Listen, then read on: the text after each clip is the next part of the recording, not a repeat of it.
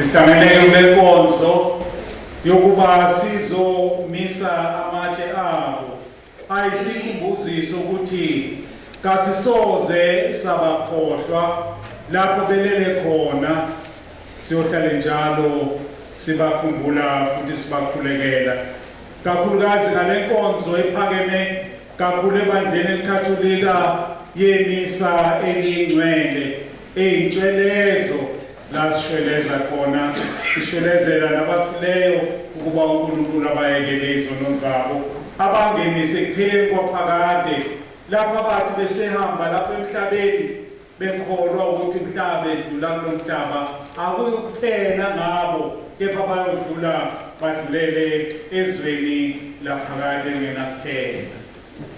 Sinamukela kule nkonzo ingcwele, ngaphambi siyiqale le nkonzo siyazi ukuthi kasifanele ukuma phambi kaNkulunkulu ngoba siyizoli.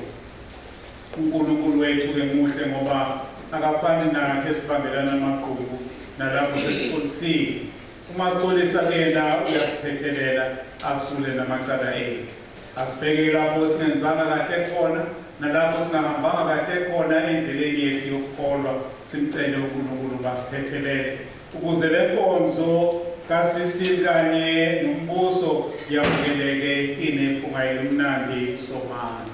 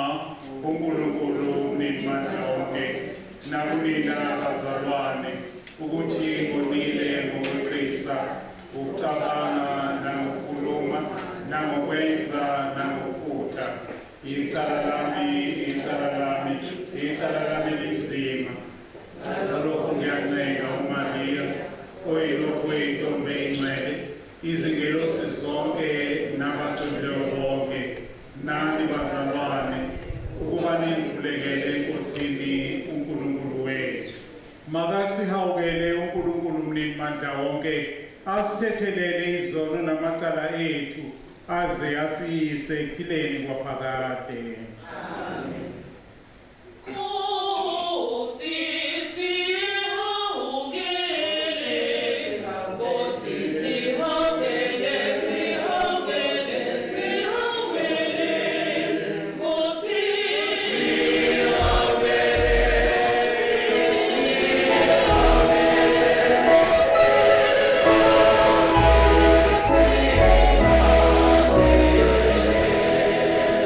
Praise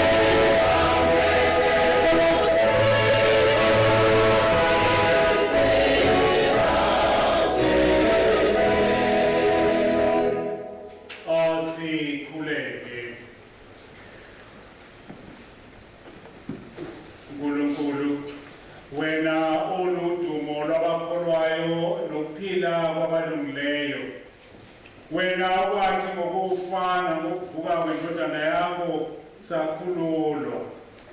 Ake uhawukele abazalwane bethu abangasekho, uMakhosini, Cecil kanye noMbuso Mkhwanazi, ababekholwa imfihlakalo yokuvuka kwethu. Benze ukuba bafanele ukuthola intokozo nenjabulo lokuphila kwasezweni elizayo ezulwini. Lokhu sicela ngeNkosi yethu Jesu Kristu indodana yakho, ephila ibusa kanye nawe nomoya ocwengileyo, ninguNkulunkulu munye izikhathi ngezikhathi. Amen. Hlale phansi silalele izwi leNkosi. Uma kuphela isifundo sokuqala, socela ubaba uRay asiphe umuntu isiphendulo ngeke sicule, lo muntu azosipha wona uzoba isiphendulo sesifundo sethu sokuqala. Isifundo sithathwe encwadini yesibili yawoMakabi. Ngumcabango oyingcwele osizayo ukukhuleka abafileyo. Kuleyo mihla uJuda umholi wakwa-Israyeli waqoqa umnikelo wawuthumela eJerusalema. Izinhlamvu zemali emhlophe eyizinkulungwane ezimbili ukuze kwethulwe imihlatshelo yokushweleza ngenxa yezono zabafileyo, ngokuba wayeqonda kahle nangokuyingcwele ngokuvuka kwabafileyo. Lokhu phela ukuba wayengathembi ukuthi labo ababulewe empini bayakuvuka.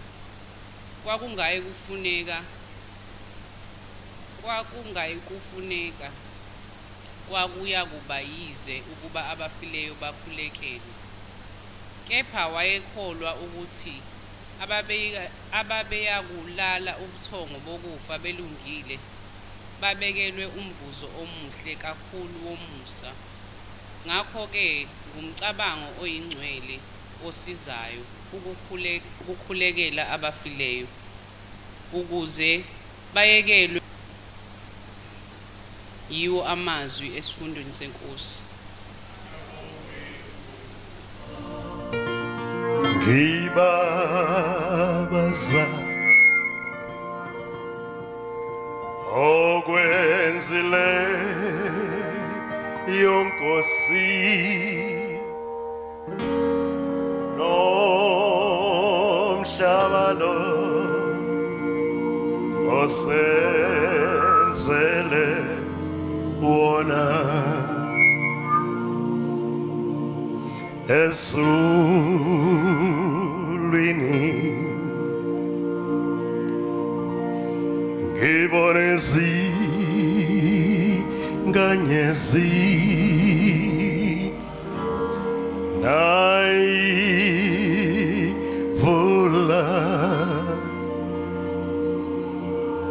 evela phezulu.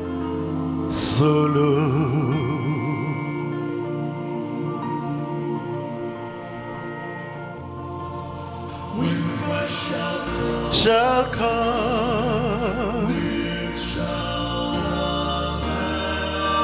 with shout of acclamation and take me home. A joy shall fill my heart. Then shall bow in humble adoration and then proclaimed, my God, how great thou art. A fluent chorus song. Then sings my soul. Then sings my soul,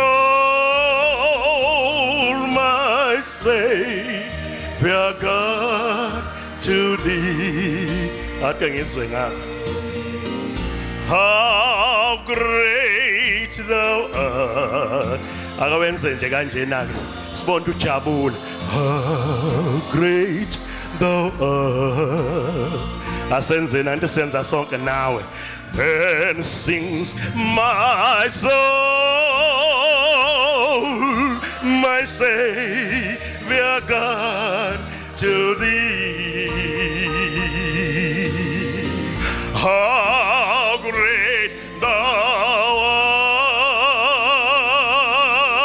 art, how great thou art.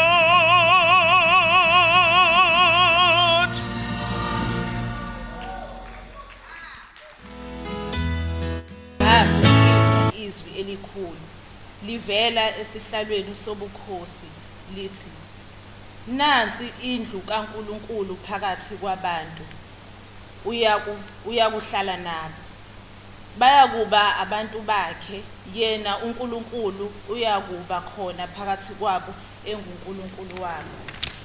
uNkulunkulu uyakusula izinyembezi zabo zonke emehlweni abo. Ukufa akusaya kuba khona, nokulila nokukhala nobuhlungu akusaya kuba khona, ngokuba lezo zinto zakuqala zidlulile.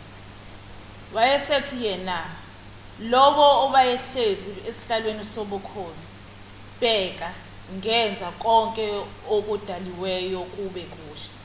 Ngingu-Alpha no-Omega, ukuqala nokugcina.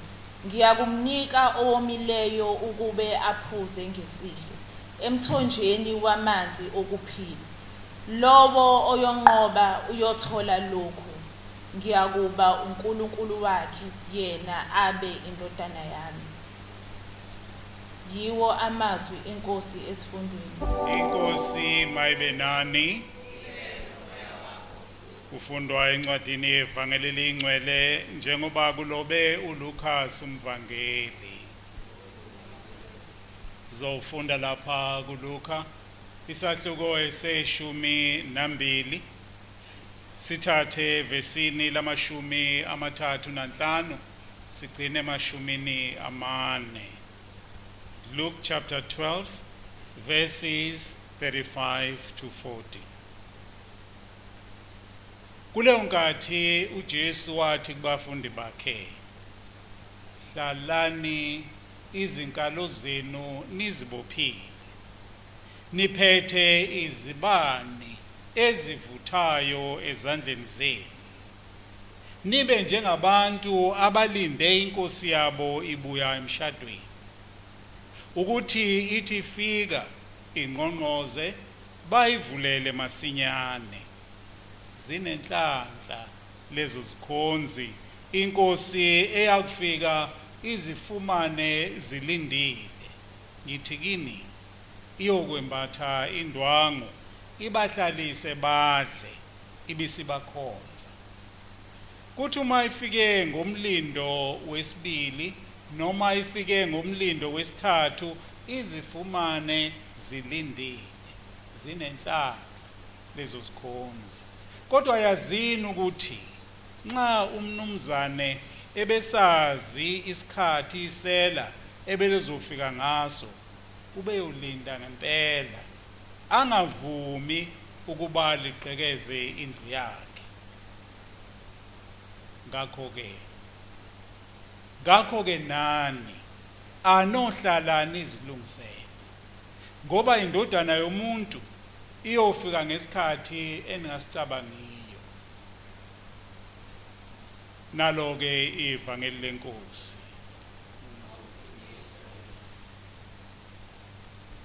Ngumcabango oyingcwele osizayo ukukhulekela abafileyo. Miss B. Nobefu. Amgcine semncane. Lamazwi aqondiswe kini mndeni wakwaMkhwanazi. Nakithi sonke esinabantu bakithi ihlobo zethu abangani bethu nabo bonke sake saphila sahamba nabo emhlabeni abangasekho. Ithi incwadi ke eyingcwele kungumcabango oyingcwele osizayo kuba sibakhulekele sibakhumbule labo abangasekho.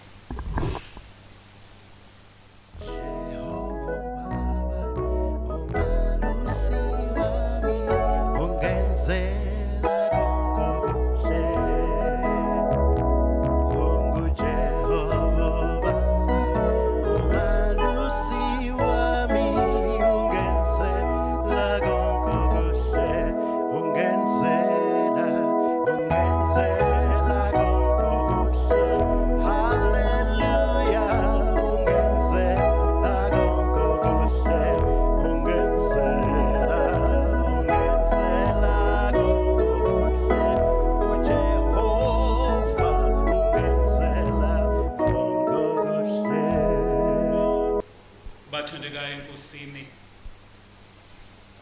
lokhu kuyathandeka futhi kuyancomeka uNkulunkulu singakhohlwa bakithi. Ngiyazi bakwethu ikhona izinkolo ezahlukene nezinkolo ezahlukene ezihlukahlukene ezithi ezinye uma abafileyo sebefile sekuphelile ngabo asike isidingo sokuthi sibakhumbule. Ezinye zithi baphenduka amadimoni uma sebefile. Thina ke lapha ebandleni elikatholika sikholwa ukuthi umuntu akafi. NangeSizulu nje kuthiwa sebeye kwelamathoba. Okusho there is a place la kuhlala khona lemimoya yabo. Umukufa umzimba nje kodwa umphefumulo awufi. Ingakho sikholwa ukuthi umuntu akupheli ngaye akuphelile libeni sibakhumbula njalo. Nasemamiseni ayingcwele sihlale njalo sibakhulekela. Uma sihlangana njalo ngesonto sikhulekela abaphilayo nabangasekho. Kuyakudabukiseke bakwethu ngiyacabanga ukuthi nabo bayadabuka uma bathi basithele emehlweni ethu sasesibakhohlwa.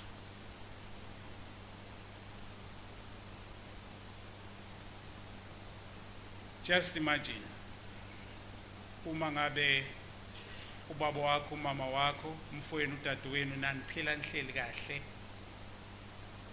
bese ukuthi uma esefile bese nikhohlwa uye.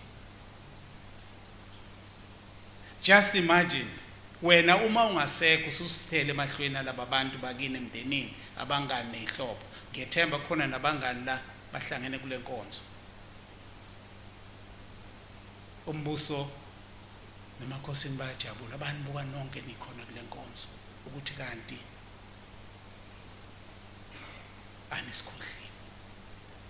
Ikakhulukazi Miss B bayajabula namhlanje bobabili ukuthi akuthanga basithele emehlweni enu nakhohlwa yibo. NangeSizulu njoba ngisho nje kuhlale bekhona imsebenzane eyenziwayo. Hayi ukuthi kuhlatshelwa amadlozi ngoba leyo nyama ngeke bayidle. Kodwa kuyaziwa ukuthi abasadli abasalamba abasomi la bekhona. Kodwa ngikukhumbula ukuthi uma sihlaba kuzodla abantu abakhona in their memory. Abo esesikade abelungu basiqondi kahle nathi mhlawumbe okunye siqondi sihlabela amadlozi. Suke sibakhumbula abakithi. Kanjalo nasenkolweni yethu eKatolika asikhohlwa abafileyo. uJobe kwasuka apho ukuqotshwa kwamatshe. uJobe wathi amazwi amangade angaqoshwe etsheni ngeshizolo lensimbi ukuze angakhohlakali. Njoba noso wabona lawa amatshe aqoshwe amazwi abhaliwe lapha aqoshwe etsheni ngeshizolo awasoze agcina. Akungabi setsheni nje kodwa inkambo nezenzo zabo nabe yikho kuthina akuqoshwe enhlizweni zethu nasengqondweni zethu singadle sabakhohlwa singaze sabalibala. Namhlanje kasikhali njengoba sasikhala mhlabe hamba kodwa namhlanje sithi we look on the bright side. sibone ababe yikho okuhle kithina bese sibakhulekela sibakhumbule. Isho njalo incwadi lithi umcabango omuhle oyingcwele osizayo ukukhulekela abafileyo ukuze bayekelwe izono zabo. Njoba siyazi ukuthi uma usaphila lapha emhlabeni liyakuthela uthuli lomhlaba, akekho ngathi akanasono. Uthi umpostoli Paulus uthi akanasono unamanga, akanalo iqiniso. Uphinde uthi umbhalo othi akanasono wona akasikhombisa ngelanga. Ingakho ke lenkonzo sithi sibakhumbula sithi Nkosi ngalelo langa mhla umphefumulo nomzimba wabo behluhlukana ngalenkonzo ingcwele imisa sithi shwele izobathethelela uma bengalitholanga ithuba. Ubukhona bethu la kulenkonzo emisele ingcwele sizosho njalo sithi Nkosi uzobasula icala labo uzobathethelela ubathintile nothuli mhlambe olwahamba lusanamathele kubona mhlaba esuka kulomhlaba. Let us look on the bright side. Singalokho sikhala njalo lolu suku lwanamhlanje kuba sizobakhumbula with joy. Sibuke zonke ababe into yonke ababe yiyona kithina bese sibonga uNkulunkulu. Ushilo umhlabeleli indodana yami la, then my soul ubabaze wena ubukhulu bakho uNkulunkulu ukuthi wakwanginika leli thuba lokuba ngiphile nalabo bazalwane, ukuba ngihlangane nabo njengomndeni, njengesihlobo, njengomngane. I thank you Lord. Ngiyabonga bangikhali ngoba vele kwangebona abami babe ngabakho. Ngibonga nje isikhashana leso wangiboleka sona kuba ngibe nabo. Kumcabango omuhle oyingcwele osizayo ukukhulekela abafileyo. Isifundo sesibili sithathwe kwisambulo sikaJohannes siyasitshela ukuthi konke emhlabeni kedlule, kuthiwa izulu nomhlaba nakho konke kwala emhlabeni kedlule, bese kuba siyongena eJerusalema elisha ezweni elizayo. Thina ke bakwethu njoba sikholwa nje asisinisa amahleza. Abanye bakubuke lokho ngoba siyazi ukuthi siyadlula kumhlaba. Kukhona la siyakhona sendleleni. Uma usendleleni ke uhlala njalo uzilungiselele ube nomphako uzungafela endleleni. Uma siyinkonzweni siyofunela umphako oyizwi likaNkulunkulu ukuthi noma sesikhathele sesilambile bese siphinde sihlumelele kamandla uma sesithole izwi likaNkulunkulu. Hayi ngoba siyingcwele kuba sisonta nje. Awude nisonta nisontana.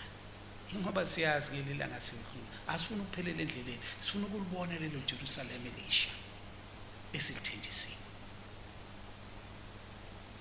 Sibuye thina emalomeni sizoba nesidlo esiyingcwele. Kwesinye isikhathi sisithatha for granted. Ukhona umfundisi uBenny ubetrenda nje waphesheya ekhuluma about the Eucharist, the power of the Eucharist. Ethi thina amaPentecostal siyabathandazela abantu senze njani nani basinde. Uthi kodwa emalomini uthi ngaleli sacrament akalona iRoma, kusho ukuthi uyibonile wazizwe imanga kaNkulunkulu uJesu ayisebenza kubantu bakhe. Uthi abantu baphila phi ngesacrament elingcwele kakhulu laseLatin, which we take so sometimes for granted. Umkhona kaJesu uthi they celebrate the presence of Jesus in the sacrament. Uthi thina senza isidlo memorial, but amaRoma they receive Jesus uqobo uyena umsindisi. Uma khuluma amaProtestant ekhuluma kanje asiyazi inhlanhla esinayo, asiwazi amagracia uNkulunkulu asipha wona nangale Eucharist. Lo mhlatshelo esizogcina sigcinela uMakhosini noMbuso sithi uNkulunkulu uJesu uqobo akabathatha ayobathula kuyise esulwini lapho ababekholwa ukuthi nabo umhlaba edlula kulomhlaba bayodlulela khona akupheli nje wena ke musukuphila impilo engathi wena kuphela khona la kuyodlula konke all you have to take your soul nawo lo umphefumulo wakho utholakala ukuthi uhlanzekile ngoba ngeni lutho ongahlanzekile uNkulunkulu namhlanje kule nkonzo awuminyanga nje uMSB nomndeni waMkhwanazi umenye uyena uMakhosini noMbuso ukuthi sekwadlula kuthini kuyeza ke nako kazi umphefumulo uyongena enithi uyolibona eJerusalem ngisho bakhona abangeke balibona ithi incwadi kuvulwa incwadi ezulwini bese kubheka ukuthi uregistile yini angikhathali ukuthi ukuphi inkonzo did you register uyathi letholakala igama lakho kwabangcwele mase litholakala igama and then what wakholwa uMaromini wakholwa eSheshu wakholwa eLuthela wakholwa wasiwenzani ukuthi wasiyongena ngemisebenzi yethu akekho umuntu ofaka ezulwini ayekho umuntu ofaka ezulwini uyifaka wena ukuthi uhambe kanjani wenza kanjani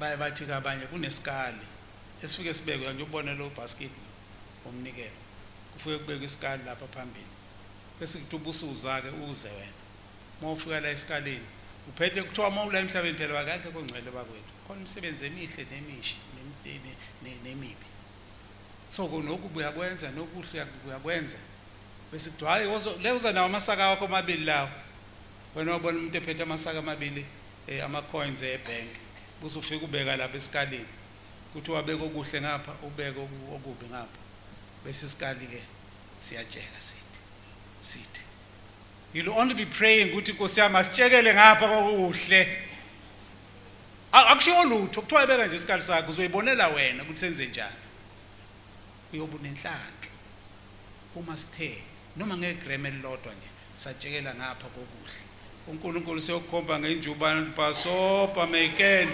ngena siyohlulelwa ngemisebenzi yethu akuzame ukwenza imisebenzi emihle lithi ke ivangeli hlalani inkalo zenu nibophile niphethe ibane ezikhanyayo khona bayiphethe ibane mina ngiyakholwa kodwa sakade yacima uphethe isibane singavuthi njoba ngithi masize enkosini thina suke soyivuselela sithi Jesu isibane sami sesicishile sicishwa yini imoya ivunguvungu insizi nenhlupheko yazi khona abanye abantu abahlupheka avela umuntu ahlale phansi dekhle angayofuna ngisho usizo thina kusuke sibona ukuthi sesicishile angiyesontweni izokhanyela uJesu uliphinda likhanyisa isibani sami angiyesontweni ukwamukela isakramenti elengcwele lakho lelo uJesu uqobo lizophinde lingihlumelelisa amandla sikhanye futhi isibani sami kuthiwa ibani zenu ayivuthe ungathi hayi ngangikholiwe mina ngokholwe emalomeni esheshe zayo noma kuphi siyavutha isibani sakho ngiyamthanda umzayoni mayithi siyovutha njalo ngoba imoya ikhona hey especially these days bakwethu is a jungle out there uSathane uphumile ufuna ukusiqeda ukholo hey imkhube laphandle kade kusho umunye izolo angazi ingane na13 bayiphuca ifoni imkhuba abayithola efonini ingane ukungcola nokonakala nabo abadala manje iphono iyona lezi zinto ezilida ukuthi umuntu aze angene ekungcoleni imoya kaSathane ukuxabana emshadweni kuma relationship ayonakala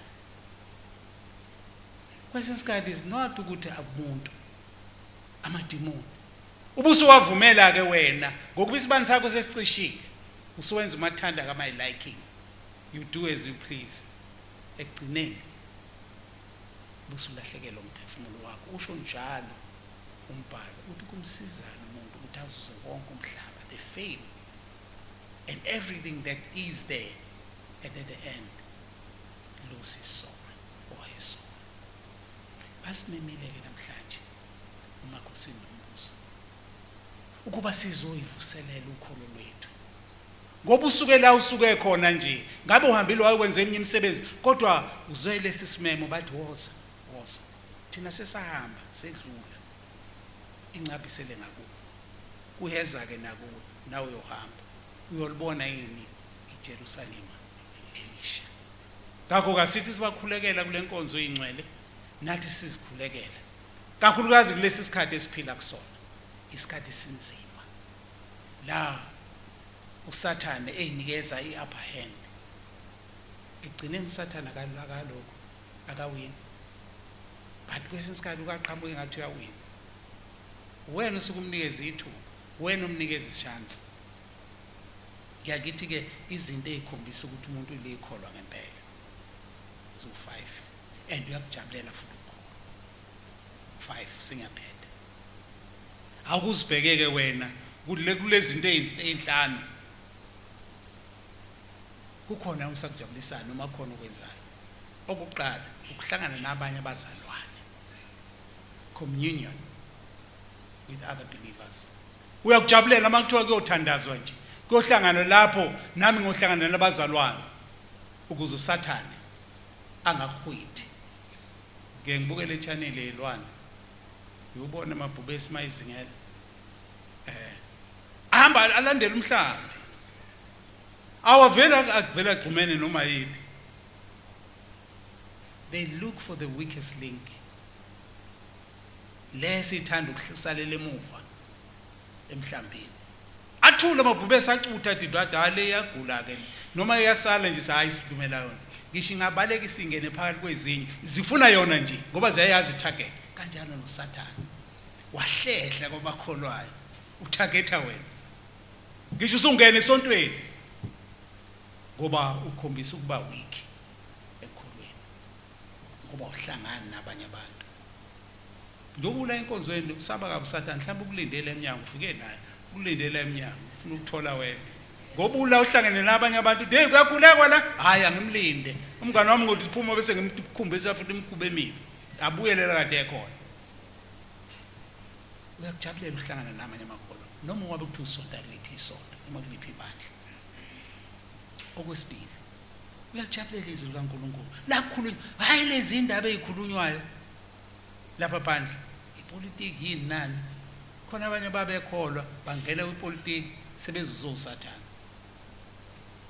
Uyajabulela izwi likaNkulunkulu iBhayibheli uyalifunda noma usulala ngoba ilona elinikeza idirection ukuthi kufanele ilona elinikeza iguidance. Uma ungasalijabulela izwi likaNkulunkulu hayi asazi ukuthi uyakuphi. Okwesithathu ukuthandaza. uSathane ubheke laba abangasathandazi. Uma ungasathandazi awulesabi ihlazo nesona usesabi. Ugcina usujustify ukuthi everybody is doing it. Why is it sinful? Yini kube isona izinto ezinhle nezimnandi yini kuthiwa izisono? Okwazi ke lapha usathandaza. Ngoba umthandazi ukusiza uqoqe ubone. You can even identify the devil if you pray. If you don't pray ingakho nakhona bekhohliseka kalula nje. Mayifika umuntu ethi ngiyakuthanda awusathandazi. Okay.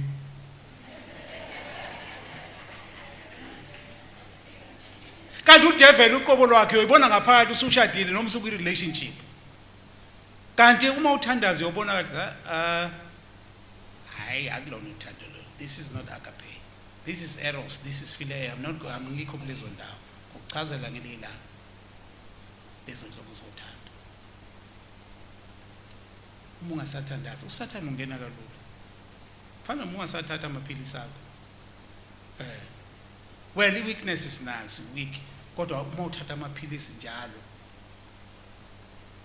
uyakwazi ukuthi umelane nesifo noma ichronic onayo. Waheka amaphilisi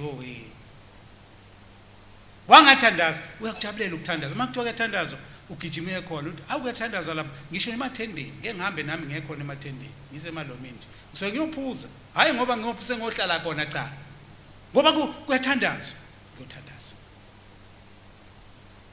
Okwesine inkonzo yokunikela abanye bathi makunikele esontweni kufuneka imali emasontweni nani akuyona imali yazi kule mali onayo khona kaNkulunkulu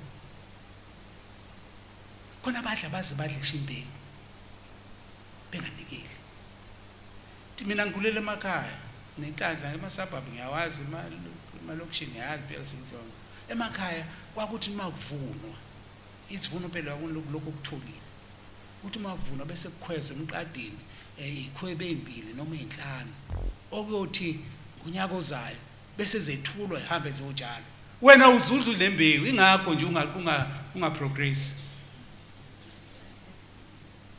ngoba siyazi kulezo ikhwebe ezinhlanu ziyotshala insini kumile khona abantu abayijabulela inkonzo ukunikela ikholera jabulela liqala lithi Nkosi yami uNkulunkulu wanikela ngendodana yakhe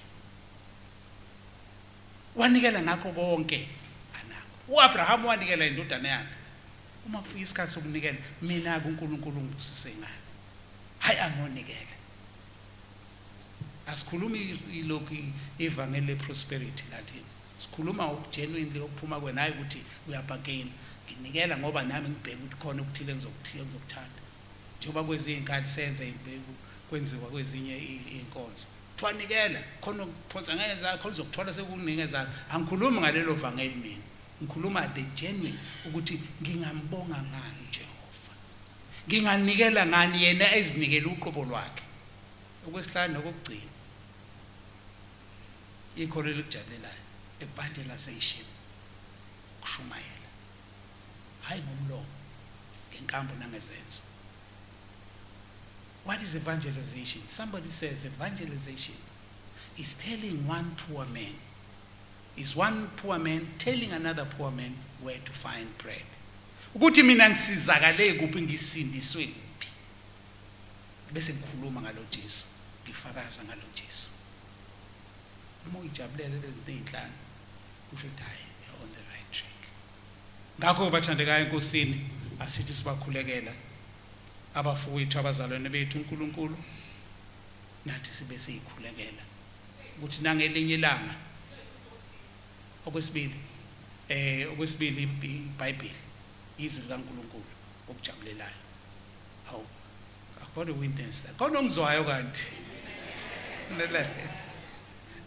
izwi likaNkulunkulu iBhayibheli liyajabulela hlala nje sesandleni sakho and ungadlali nalo nje lifunde ungalifundi nje kodwa kwenze elikusho. Amen. Asisukume sethule inxuso nezicelo zethu. uNkulunkulu Baba somandla siyabonga ukuhlangana kwethu ekuseni nje sihlanganiswa ilona izwi lakho sihlanganiswa abafowethu abazalwane bethu ezobakhumbula namhlanje ngesimemo sabo ukuthi akuphelile ngabo kodwa bakhona. Sicela ukuba uNkulunkulu somandla uzubathethelela izono zabo ubathintithe nothuli lomhlaba engabe lwabathela ngalezo khathi bese lapha emhlabeni. Nkosi silalele. Sibonga uNkulunkulu somandla umndeni wakwaMkhwanazi nezihlobo ukuthi bakhumbule abakubo abangasekho ikakhulukazi ngalenkonzo eyingcwele yemisa nangokumisa amatshe abo ukuze bangaze bakhohlakala engqondweni naseyinhlizweni zethu. Nkosi silalele. Sizikhulekela nathi uNkulunkulu somandla sahamba kulomhlaba umhlaba ohlabayo umhlaba weinsizi umhlaba wezinhlupheko kuba sibambelele okholweni lwethu singaze sadangala nanini sazi ukuthi inkosi ngelilanga mhla sidlula kulomhlaba siyodlulela ekuphileni kwaphakade ezulwini kanjalo kasitholakale sikufanele ukungena eJerusalema elisha. Nkosi silalele. Yizo imithanda zoyethu Nkosi